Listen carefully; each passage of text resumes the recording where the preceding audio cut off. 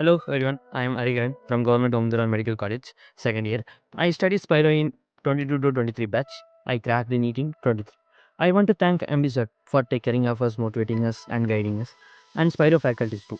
They are very friendly. இப்போ கெமிஸ்ட்ரியெல்லாம் எனக்கு அந்தளவு வராது. அவங்க கெமிஸ்ட்ரி ஸ்டாஃப்ஸ் வந்து இப்போ ஈஸியாக கான்செப்ட் சொல்லி தந்து சம்ஸ் ப்ராப்ளம்ஸ் எல்லாம் ஈஸியாக சால்வ் பண்ண சொல்லி தந்து ஈஸியாக சொல்லி தந்தாங்க. அது வந்து என்னை நீட் கிராக் பண்ண ஒரு ரீசனாக சொல்லலாம். இப்போ எம்டி சாரோட ஷெட்யூல் அவர் மேக்ஸிமம் ஹவர்ஸ் ஸ்டடிக்கு தந்தார், மினிமம் ஹவர்ஸ் ஸ்லீப்புக்கு தந்தார்.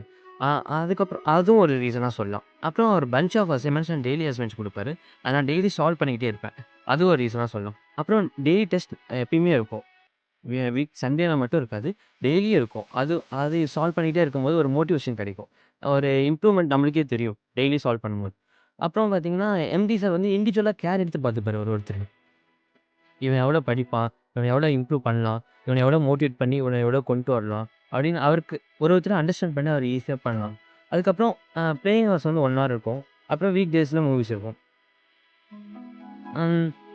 Once again I want to thank MD sir and all the best for the upcoming NEET aspirants. Thank you.